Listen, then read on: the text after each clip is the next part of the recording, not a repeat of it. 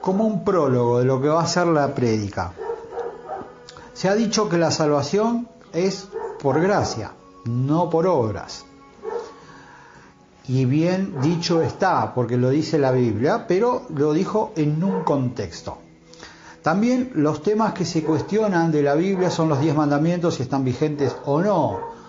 Otra de las cosas de las que se ha hablado es de... Justo está un perro ladrando ahí en el fondo, me sale de fondo, no sé si escuchan. Me hace perder el perro.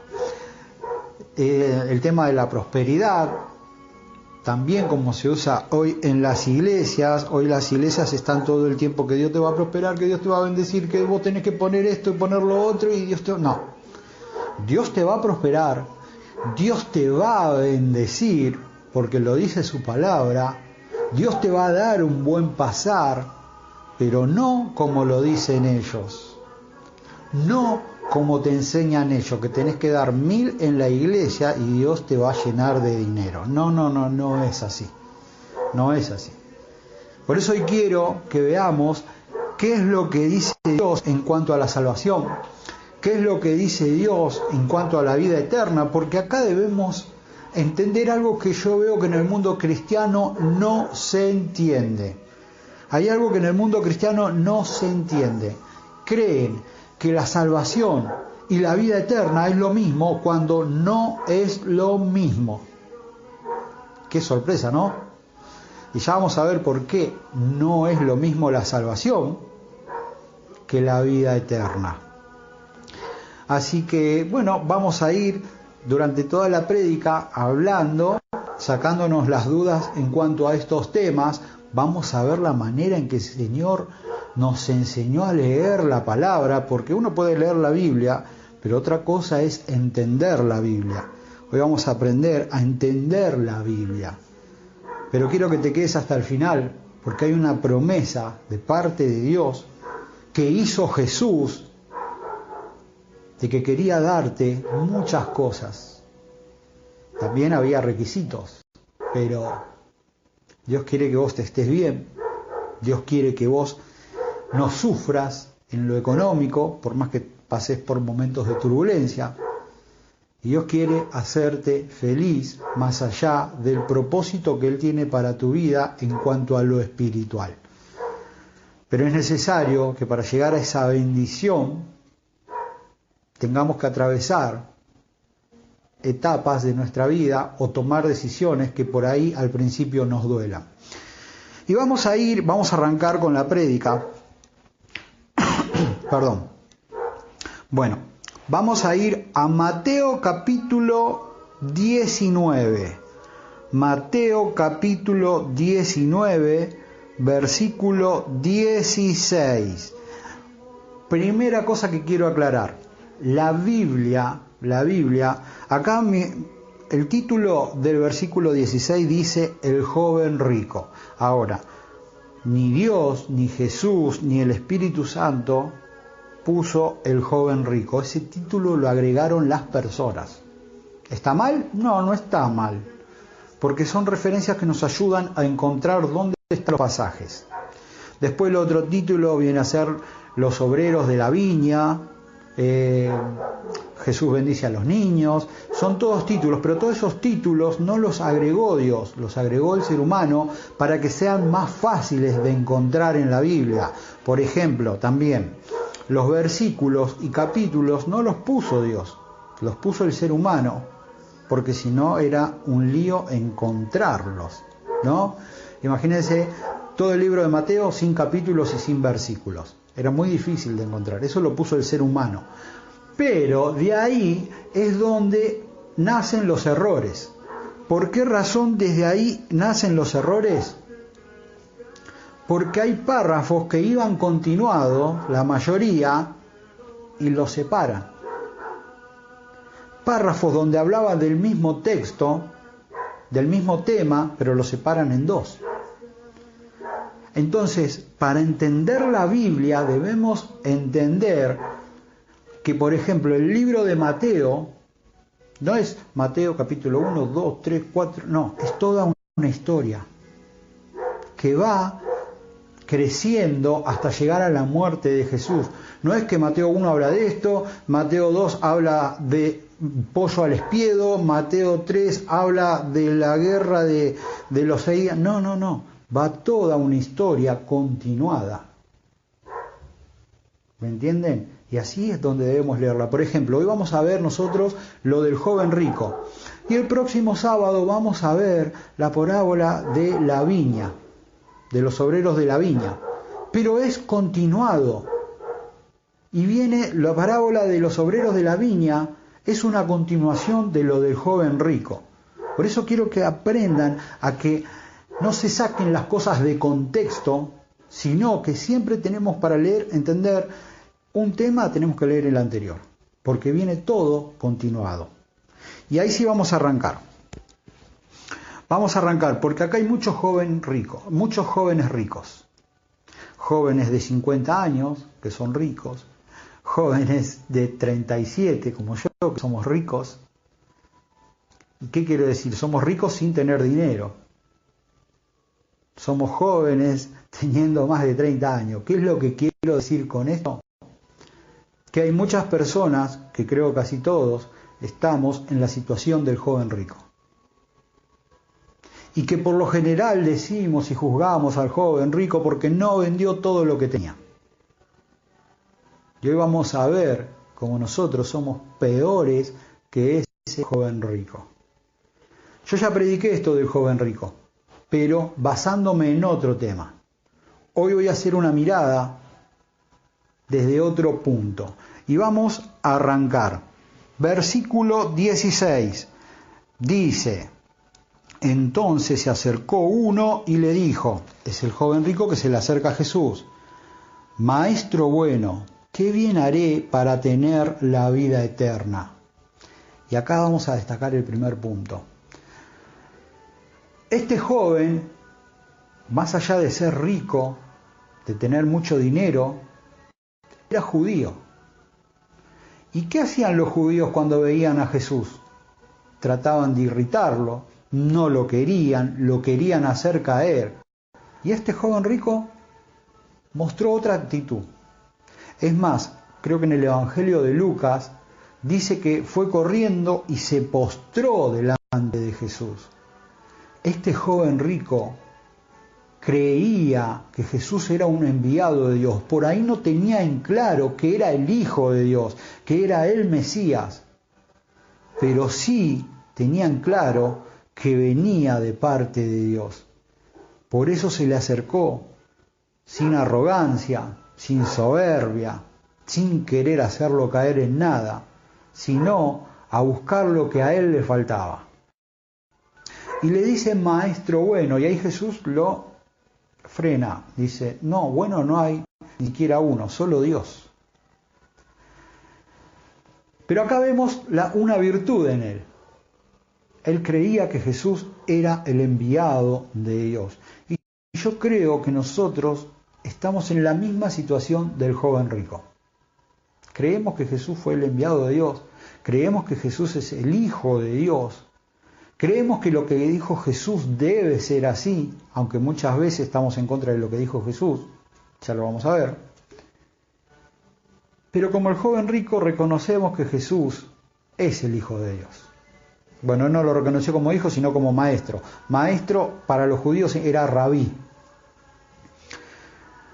Pero a este joven le hace una pregunta, y acá es donde vamos a ver una gran diferencia entre lo que es la salvación y la vida eterna. Vamos a leer la pregunta. Dice: Maestro bueno, ¿qué bien haré para tener la vida eterna? Ya él se estaba predisponiendo a que tenía que hacer algo para ganar la vida eterna. Hoy en las iglesias, ¿qué es lo que se enseña? Presten atención, esta pregunta es clave, y la contestación de Jesús es más clave todavía. El joven le preguntó: ¿qué es lo que debo hacer para tener la vida eterna? Hoy en las iglesias se dice que cree en el Señor Jesucristo y serás salvo tú y toda tu casa. Hasta los perros se van a salvar. Y cuando tengas tu casa en el cielo, vas a tener el perro ahí acostado en la cama, el lorito que habla, todos te dicen así, con creer. Y dicen también en las iglesias, estos atorrantes, que si vos crees en Jesús, después hagas lo que hagas, la salvación no la perdés. Que no tenés que hacer nada más, porque ya está. Vamos a ver lo que dijo Jesús. Vamos a ver lo que le responde Jesús. Si Jesús le dijo, cree en mí, serás salvo tú y tu casa. Cree en mí que yo ya pagué todo, listo, andate tranquilo, estate con 5 mujeres, andá tranquilo, pues yo ya pagué todo, hagas lo que hagas, ya no te perdés nada. Vamos a ver si Jesús le dijo eso como se dice en las iglesias. Miren lo que le responde Jesús. ¿Por qué me llamas bueno? Nadie es bueno sino uno, Dios. Escuchen, pero si quieres entrar en la vida, guarda los mandamientos. ¿Qué le dijo Jesús? ¿Crees en Señor Jesucristo, serás salvo tú y tu casa? ¿Qué le dijo? Andase lo que quiera, total, vos ya creíste en mí. No, le puso una condición. Esto lo dijo Jesús, no lo dije yo. Le dice, pero si quieres entrar en la vida, guarda los mandamientos. Guarda los mandamientos. Entonces ahí nos estaba dejando claro algo. ¿Qué es lo claro? Porque hay una contradicción acá entre Jesús y Pablo si nosotros les hacemos caso a los pastores de las iglesias. Acá dice la Biblia, por medio de Pablo, que la salvación es un regalo de Dios, que somos salvos por gracia y no por obras. Perdón, voy a apagar la tele porque está la música y me está desconcentrando. Yo no puedo predicar con música. Les decía, puse música, un poquito de música porque lo tengo a un perro ahí en el fondo ladrando. Bueno, Pablo decía que somos salvos por gracia y no por obras. Y Jesús decía, si querés ser salvo, tenés que guardar los mandamientos. Entonces, acá parece una contradicción, pero en realidad no hay contradicción. En realidad la salvación es una cosa y la vida eterna es otra. ¿Cómo es? La salvación es gratis. La salvación es un regalo de Dios. La salvación, por más que vos hagás lo que hagás, no lo vas a poder ganar. Porque eso te lo dio Dios por medio del sacrificio que hizo Jesús. Entonces vos, el día que aceptás a Jesús, obtenés la salvación.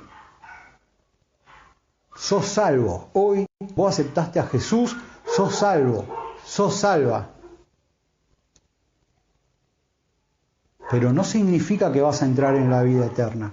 Ahí empieza tu camino a cuidar tu salvación. Ahí es donde vos vas a ver si vas a tener la salvación o no. Vas a entrar en un proceso donde vos debés cuidar la salvación. Dios ya te la regaló, porque es un regalo de Dios. Y nadie te lo podía dar y vos no lo podías ganar. Dios te lo regaló. Pero en ese proceso que vos tenés la salvación hasta el día en que morís, hay que ver qué es lo que hiciste vos en ese tiempo. Y acá Jesús le dijo algo. ¿Querés entrar en la vida? Guarda los mandamientos. Les pido perdón, estoy desconcentrado porque los perros de adelante ladran, los perros de atrás ladran, me desconcentra. Perdón. Se pusieron de acuerdo a ladrar todos ahora. Entonces nos tiene que quedar en claro, la salvación nos regala Dios. Pero si queremos la vida eterna, debemos guardar los mandamientos de Dios. Y ahora vamos a seguir esto. Dice el versículo 18, después de que Jesús le dice, ¿querés entrar en la vida eterna? Guardad los mandamientos. Él le pregunta, ¿cuáles? ¿Cuáles son los que tengo que guardar? Y ahí es donde tenemos que hacer un paréntesis. Los judíos tenían varios mandamientos aparte de los 10 mandamientos. Uno de ellos era el diezmo. Había leyes ceremoniales, había leyes morales. Las leyes morales eran los 10 mandamientos. Había leyes por ofrenda, había leyes por pecado. Entonces, cuando esta persona le pregunta cuáles, ahí Jesús le responde, cuáles son los que debía guardar este hombre para ser salvo. Y le dice, Jesús le contestó, no matarás, no adulterarás, no hurtarás, no dirás falso testimonio. Honra a tu padre y a tu madre y amarás a tu prójimo como a ti mismo. Jesús nombra 6 mandamientos. 5 de los 10 en relación al prójimo y el sexto era, que no estaba dentro de los 10, pero sí lo había agregado él, que era amarás a tu prójimo como a ti mismo. Y acá nos desbarata primero algo.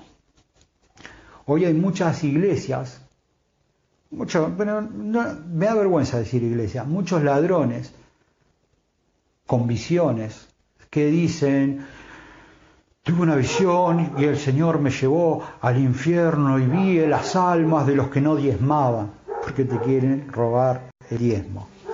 ¿Entienden? Acá no hacía falta diezmar, que de hecho el diezmo no está vigente, el diezmo ya quedó abolido. Acá lo que Jesús le estaba marcando, porque Jesús conocía el problema de esta persona, y el problema era el amor al prójimo. Él, si bien se mostraba como una persona con buen testimonio, porque era una persona que aparentemente amaba a Dios o reconocía a Dios, era una persona que no tenía ni ídolos, no se postraba ante imágenes, guardaba el sábado porque todos los judíos lo guardaban, no tomaba el nombre de Dios en vano. Por eso Jesús le marca lo que le faltaba, no lo que él ya tenía. Esta persona, ante la vista de la gente, era una persona muy bien vista.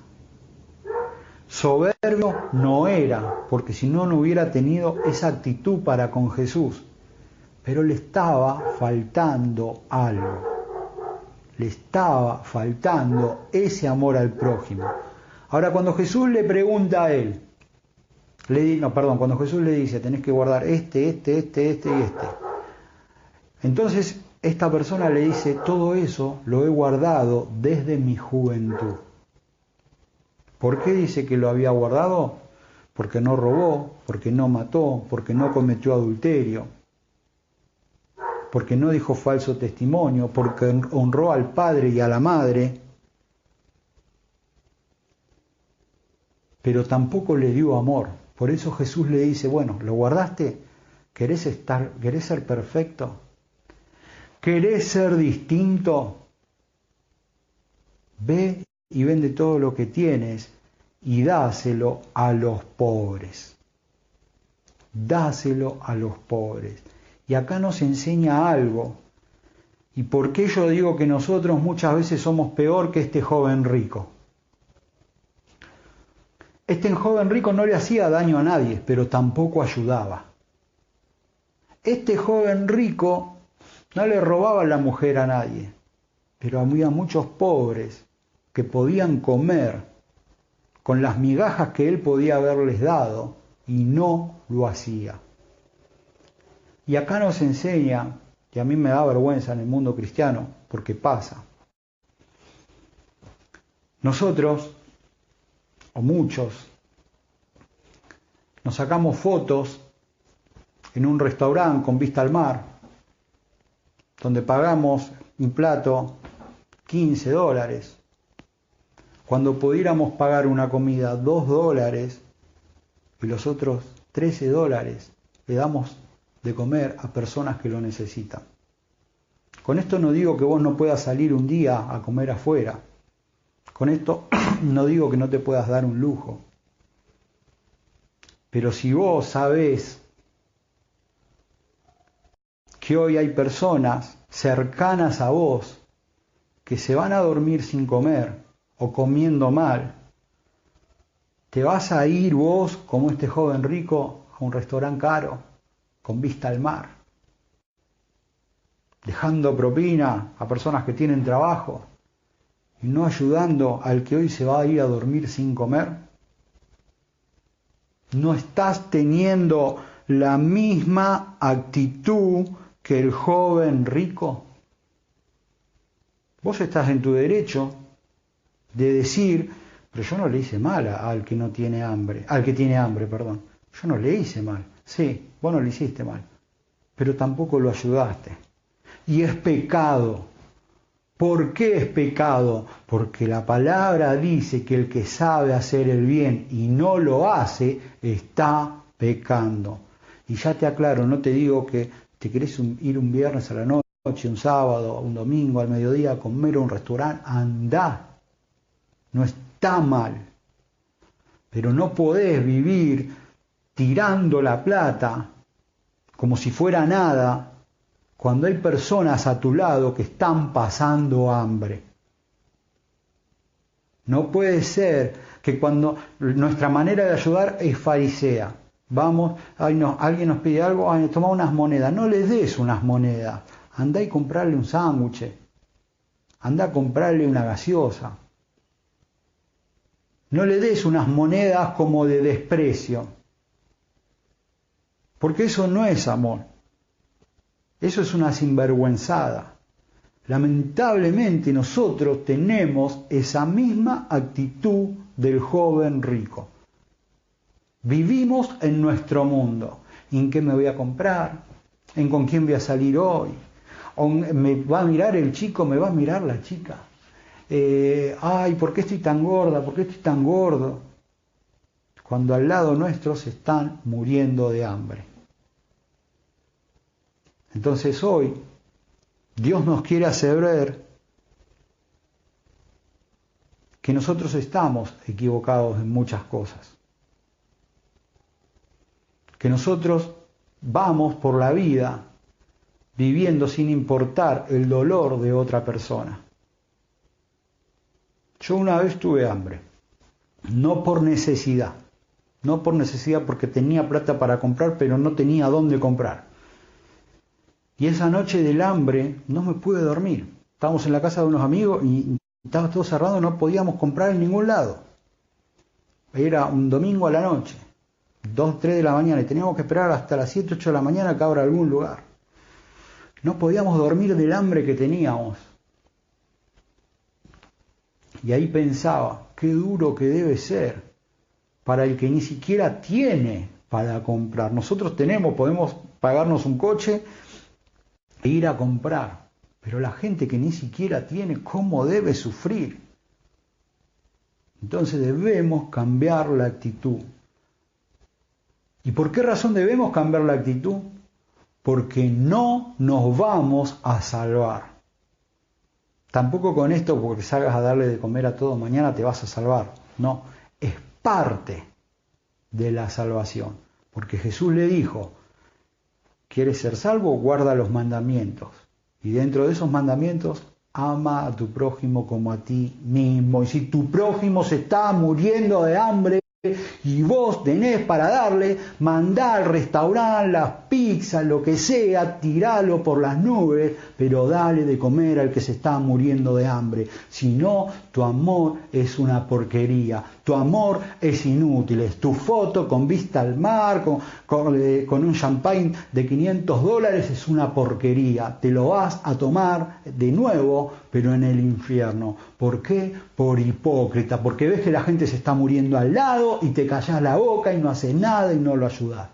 Te aislás en tu mundo frívolo, en tu mundo estúpido, en tu mundo donde no servís para nada, sos un inútil, sos una inútil, que le cayó todo de arriba, o que tuvo un poco de bendición, un poco de suerte en la vida, pero a la hora de mostrar el verdadero amor, agarró y se aisló en su mundo. En otras palabras, los que tienen esas actitudes siendo cristianos, son pobres, infelices. Y así van a terminar también. No te lo digo para que te enojes, te lo digo para que cambies, porque tu salvación está en juego. Y ahí es donde quiero ir a otro pasaje,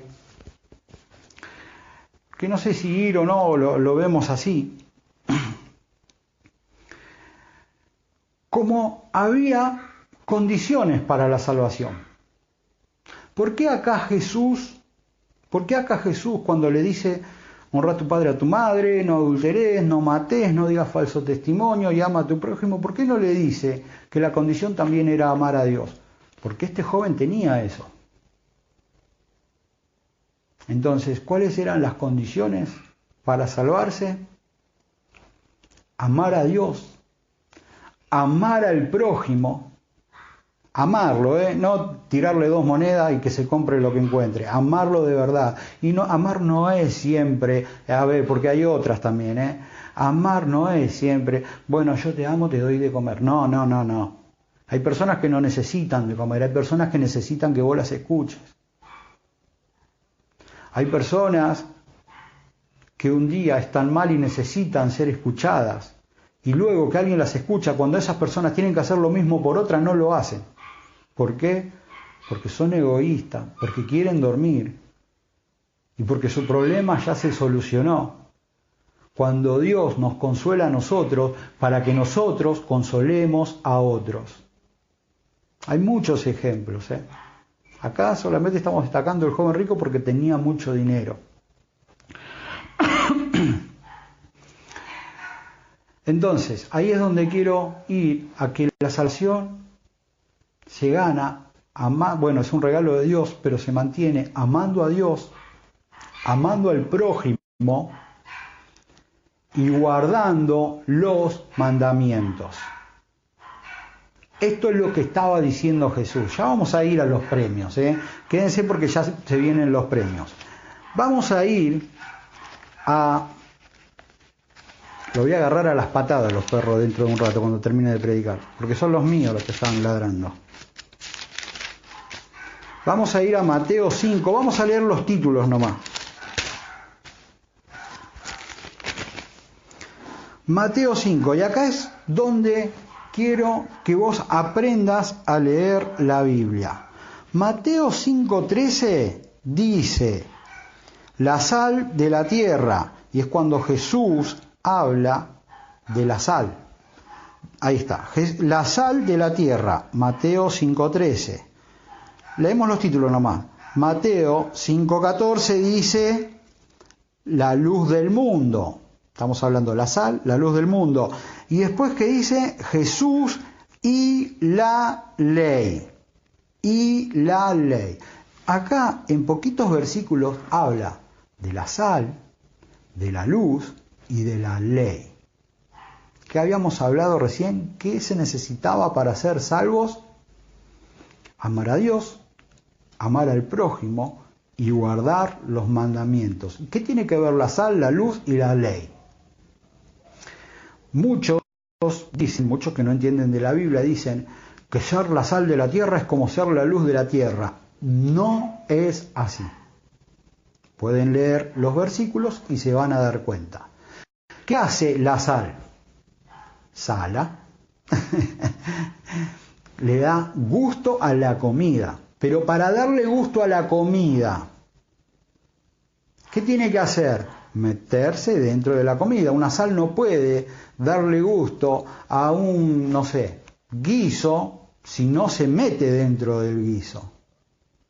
Entonces, ¿qué estaba diciendo Jesús con esto?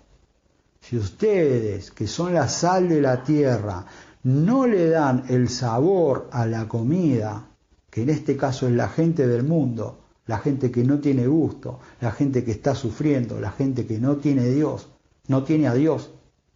Si ustedes no se meten en la vida de esas personas para ensalarlas, para que tengan sabor, para que cambien sus vidas, no van a ser salvos. ¿Lo dice así? No. Vamos a leer el versículo, dice, vosotros sois la sal de la tierra, pero si la sal pierde su sabor, ¿con qué será salada? No sirve más para nada, sino para ser echada afuera y pisoteada. ¿No era que la salvación no se pierde? La salvación te la dio Dios, por eso vos sos la sal de la tierra. Ahora, si vos perdés tu sabor, vas a ser echada y pisoteada por los hombres. Entonces la sal, el darle sabor a la vida de otra persona, era el amar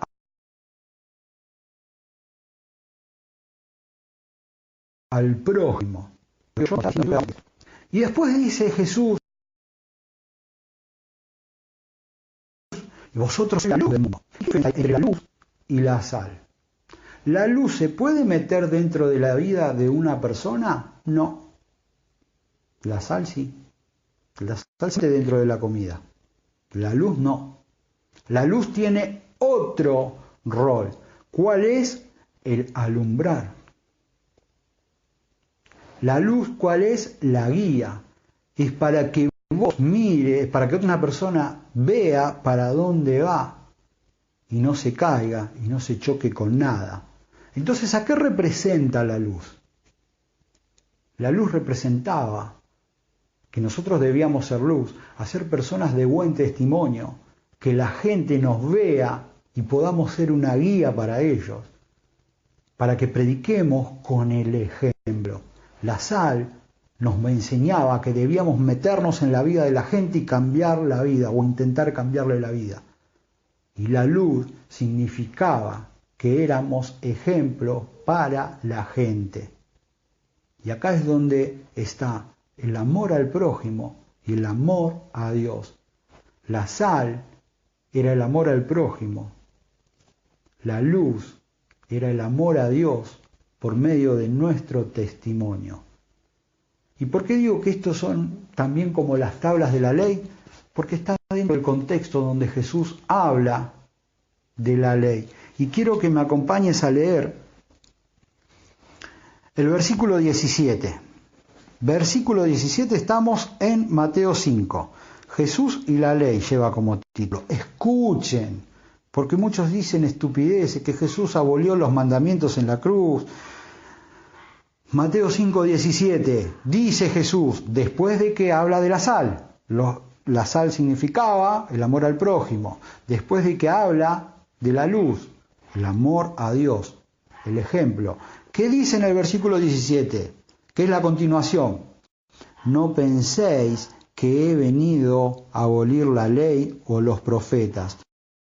No he venido a abolir, sino a cumplir.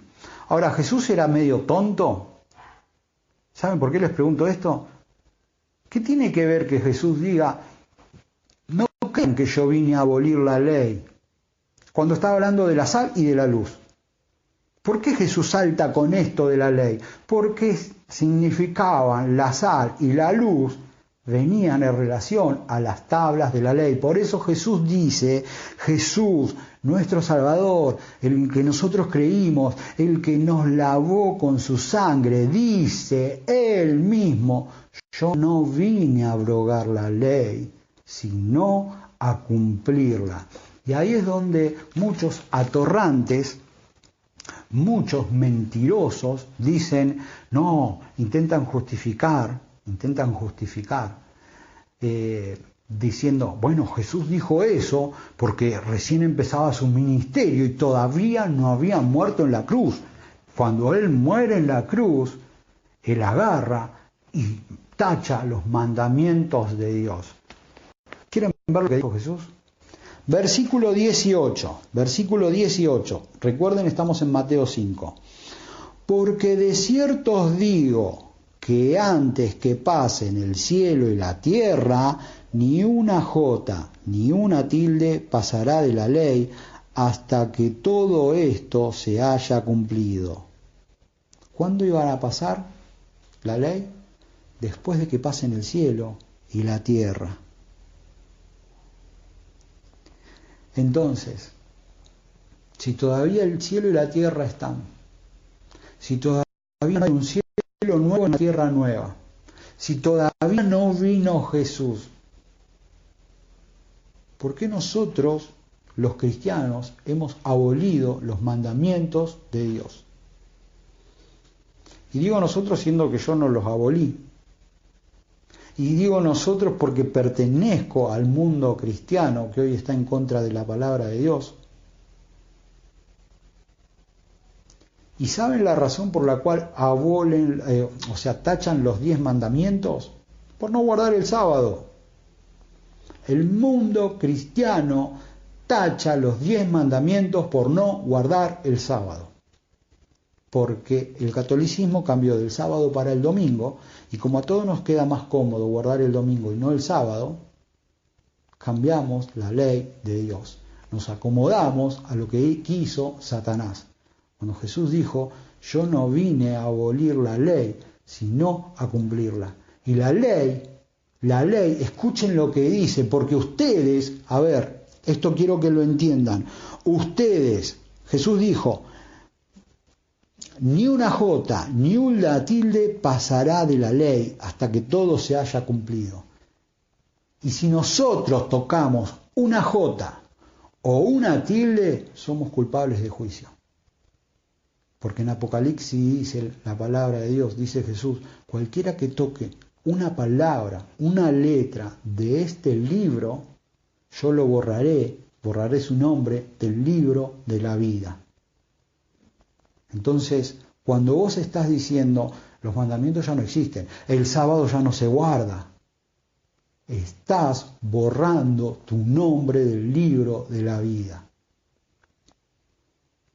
Aunque te duela y aunque te cueste, el sábado no va a dejar de ser el día santo de Dios, ni siquiera después de la tierra nueva y del cielo nuevo y de toda la gran ciudad donde vamos a vivir. Porque dice en Isaías capítulo 66 versículos 23, creo, 22-23, dice que en la nueva tierra, en el nuevo cielo, irán a adorar de sábado en sábado. El sábado va a seguir siendo el día de adoración. Entonces ese es el gran problema que tenemos nosotros los cristianos. No queremos guardar el sábado. Dios impuso el sábado como el día del Señor, el sábado como el día del Señor.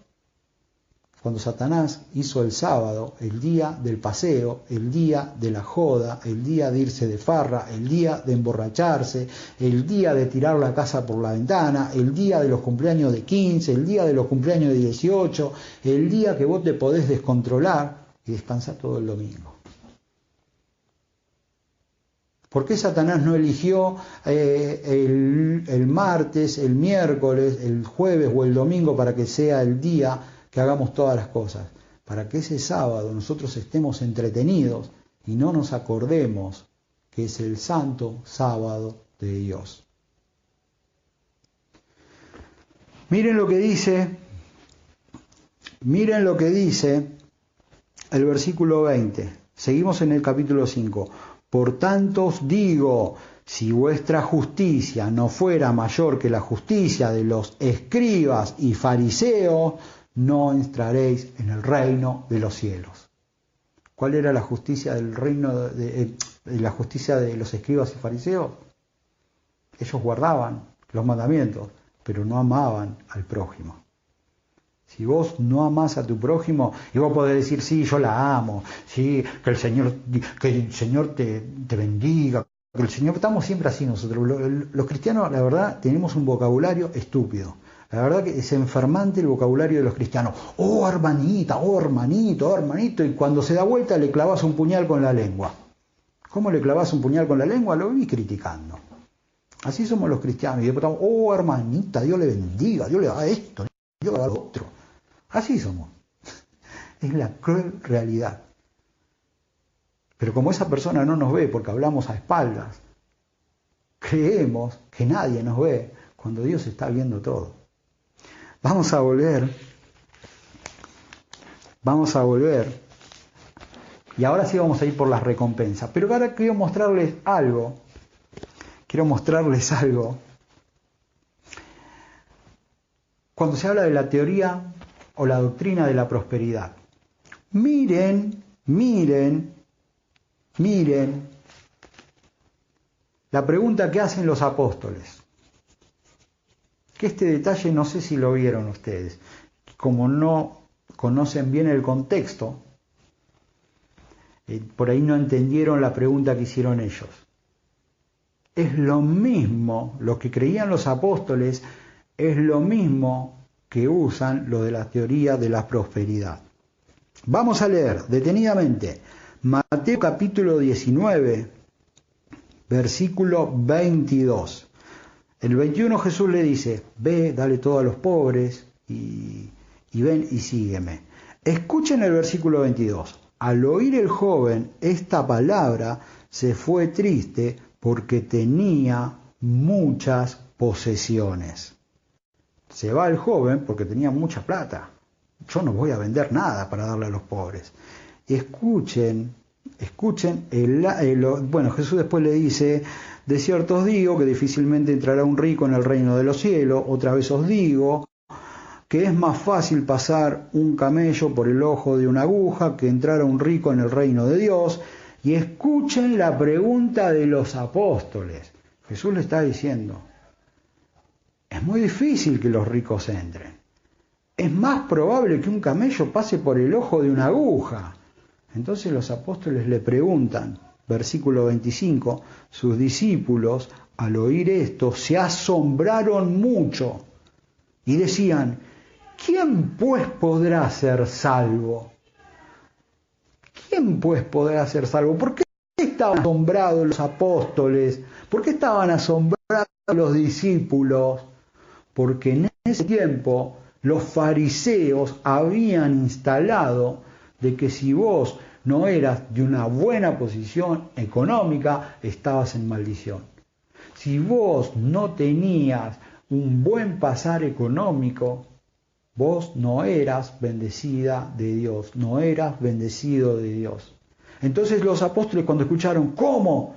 Si los ricos, los super bendecidos, los que no tienen maldiciones, difícilmente se van a salvar, entonces nosotros ya estamos muertos, ya estamos condenados.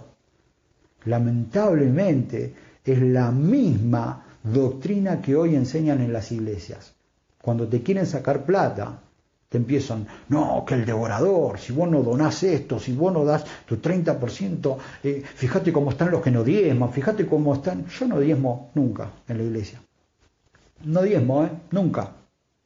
Gracias a Dios no me falta nada. Y las veces que tuve apuro, Dios me sacó. Hace un mes atrás, yo hoy le contaba a los chicos, hace un mes atrás tuve un apuro económico porque había perdido mi trabajo. Y no sabía cómo iba a pasar 2 semanas. Con el tema de vivir, ¿no? De la comida, todo. Gracias a Dios, esta semana pude comprarme un smartphone. Cuando un mes atrás no sabía cómo iba a comer. ¿Y por qué les digo esto? Porque el cristiano debe saber en lo que cree. Y yo aprendí a creer en Dios. No es que yo siempre creí en Dios ciegamente y viví confiando en que Dios iba a obrar y Dios iba a hacer esto. Me costó. Me costó creerle a Dios, que es uno de los grandes dramas que tenemos los cristianos.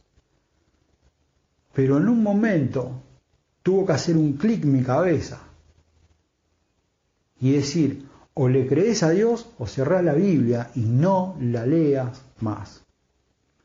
Entonces, breve historia le cuento, cuando me pasa esto que me quedo sin trabajo, la situación acá en Argentina es muy delicada, agarré, no me puse mal. Agarré, si bien no estaba bien de ánimo, no me puse mal a decir, bueno, ¿y ahora qué voy a hacer? ¿Por qué razón? Porque aprendí, después de haber caído muchas veces y de muchos malhumores, aprendí que Dios hace los milagros en los momentos difíciles, que Dios muestra su mano no cuando nosotros podemos hacer algo, sino cuando nosotros no podemos hacer. Y yo me analizaba esa situación y yo estaba como los egipcios, que se le venía, como los israelitas, que se le venían los egipcios y ellos estaban contra el Mar Rojo. Y a partir de ahí dije, bueno, yo estoy en la misma situación. Y digo, no sé si Dios enviará un ángel, no sé si Dios enviará una persona, no sé si Dios me tirará una varita, pero yo sé que Dios sabe hacer. Y ese Mar Rojo que hoy me pide avanzar, se va a abrir en dos y voy a pasar por ahí. Increíblemente para el mundo, esa semana Argentina estaba por viajar a en la cancha de Boca. Lógicamente yo no iba a ir. Y pasa un amigo y me da las entradas. Le digo, no, si querés.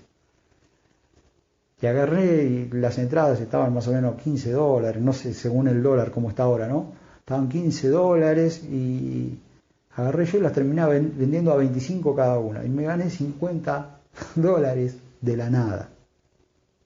Cuando yo no lo esperaba. Y me sirvió para pasar ese momento. Y después Dios bendijo. Y esta semana me pude comprar un smartphone. Cuando hace un mes no sabía qué iba a comer. Pero yo sé en que Dios he creído. Y aprendí a esperar en Él. Y aprendí a no desesperarme. ¿Que tengo que cambiar muchas cosas? Sí, tengo que cambiar muchas. Pero mientras se te acerquen los egipcios y no te lleguen, Dios puede actuar. Por eso es primordial que aprendamos a confiar en Dios y a esperar en Él. Porque si vos empezás como los israelitas, a decir, hubiéramos muerto allá en Egipto, ¿por qué no nos morimos allá? Dios no te va a salvar porque vos no estás creyendo en Él. Si estás en una situación delicada, si estás en una situación límite, confía en Dios. Vamos a ir al versículo Jesús, estaba tomando agua. Bueno, acá Jesús le responde la pregunta de ellos, ¿quién podrá ser salvo? Entonces ahí Jesús le dice, para los hombres esto es imposible, pero para Dios todo es posible. Entonces respondiendo Pedro les dijo, miren lo que le dice Pedro en relación al joven rico, porque el joven rico no había querido vender lo que tenía. Pedro agarra y le dice en el versículo 27, entonces respondiendo Pedro le dijo, nosotros lo hemos dejado todo y te hemos seguido. ¿Qué pues tendremos? Pedro también dice, lo hemos dejado todo y tenía 6 pescados, un barco que tenía como 15 agujeros, redes que ya no servían para nada. Y hablando como diciendo, bueno, yo dejé millones de dólares, Señor, que vamos a tener nosotros que te hemos seguido. No, Pedro no tenía mucho para dejar. Pero lo que tenía lo dejó. Y Jesús le exigió lo mismo al joven rico como a Pedro. Jesús no fue injusto. Jesús no le dijo, Pedro, bueno, dame $20 y vos, joven rico, dame $20. No. Jesús le dijo, dame tu vida a Pedro. Dame tu vida, le dijo al joven rico. A los dos le pidió lo mismo. ¿Y qué quiero decir con esto?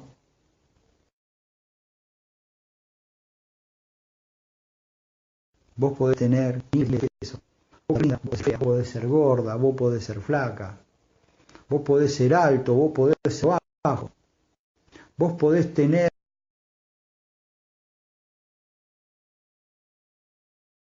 padre y madre, pero a todas Dios te pide lo mismo. Un corazón arrepentido, un corazón que quiere agradar a Dios, un corazón que quiera salvarse, un corazón que ame a Dios, que ame al prójimo y que guarde los mandamientos de Dios. No creas que porque tenés un buen pasar, Dios te va a pedir dinero. No. Dios no te va a pedir dinero, dame 10, dame 20, no, dame todo. Con esto no les estoy diciendo que vayan y regalen todas las plata. No.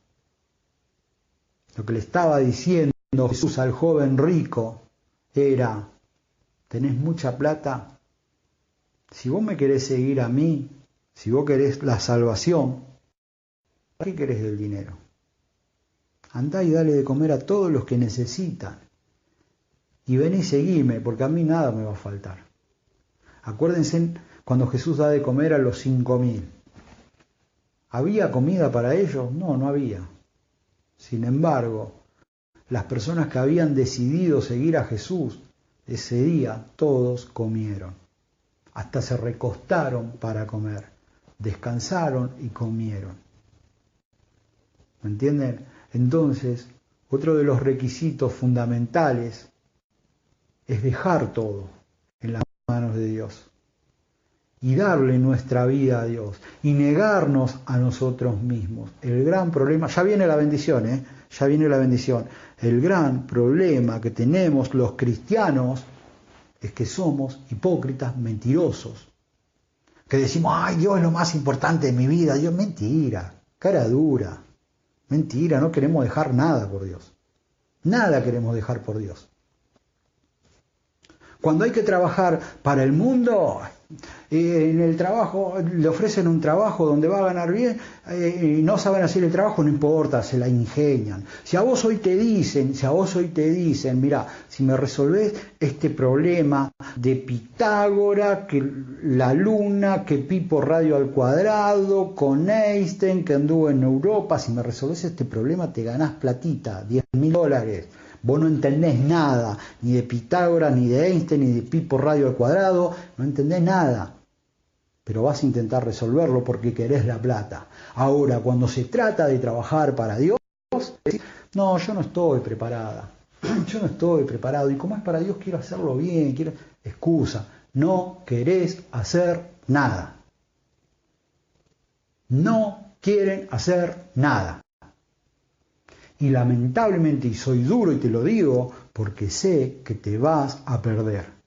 Porque sé que perdés la salvación. Y vos decís, no, porque yo amo a Dios y amo al prójimo. Mentira, una que no amas a Dios, no amas al prójimo. Y acordate la parábola de los talentos. El que tenía 5 talentos, tuvo que ganar otros 5. El que tuvo menos talento, que tenía 2, tuvo que ganar otros 2. El que tenía 1, el que dijo, no, yo todavía no estoy preparado, todavía no es momento, ¡pum!, al infierno. Todos tenemos, aunque sea un talento. Algunos tendrán 2, otros tendrán 5. Pero todos estamos obligados a hacer algo para Dios. Y a hacer algo para el prójimo. Pero estamos siempre cuando nos piden algo para Dios, no, que se me enfermó el diente, empezamos, no, que me duele la nariz, no, cualquier excusa estúpida. Cualquier excusa estúpida, pero no queremos hacer las cosas para Dios. Vamos al final. Vamos al final. Vamos a leer ahí que se ve. Entonces respondiendo Pedro le dijo, nosotros lo hemos dejado todo y te hemos seguido. ¿Qué pues tendremos? Jesús le dijo, de cierto os digo que en la regeneración, cuando el Hijo del Hombre se siente en el trono de su gloria, vosotros que me habéis seguido, también os sentaréis sobre 12 tronos, para juzgar a las tribus de Israel. Esto era para los apóstoles, no era para nosotros. Había 12 tronos y eran para los apóstoles. Pero escuchen el 29. Y cualquiera, dice Jesús, y cualquiera que haya dejado casas, como podía haber dejado el joven rico, o hermanos, o hermanas, o padre, o madre, o mujer, o hijos, o tierras, por mi nombre, recibirá 100 veces más, y heredará la vida eterna. ¿Cuándo lo recibirá? ¿Cuándo vas a recibir vos? Casas, autos, en la vida eterna, no, acá. Acá, ¿cuánto dijo Jesús? 5 veces más, 100 veces más. Esto es una promesa que hizo Jesús. Pero no te la va a dar a vos que siempre pones a tu hija por encima de Dios. No te la va a dar a vos que siempre le pones excusas cuando tenés que hacer las cosas para Dios. No te la va a dar a vos que vivís en el mundo, que estás dentro de la iglesia pero tenés todos deseos mundanos. No te la va a dar a vos que estás siempre, no, que mi hijo, mi abuelo, que mi tío, que mi papá, que mi trabajo, no, porque yo quiero ser una doctora, no, que yo quiero ser, no, vos no te va a dar nada. Le va a dar al que ponga primero a Dios por encima de sus hijos, al que ponga primero a Dios por encima de su trabajo. ¿Sabes cuánto vale tu trabajo al lado de lo que tenía que dejar el joven rico? Nada. ¿Sabes cuánto vale tu deseo de ser profesional en algo? Nada. El rico tenía muchas cosas para dejar. Vos no tenés que dejar nada porque no tenés nada. Lo que Jesús les estaba diciendo, ustedes no me ponen primero a mí, no ponen primero a Dios, no va a haber nada. Ahora, vos te decidís a dejar todo por mi nombre, a ponerme por encima de todo,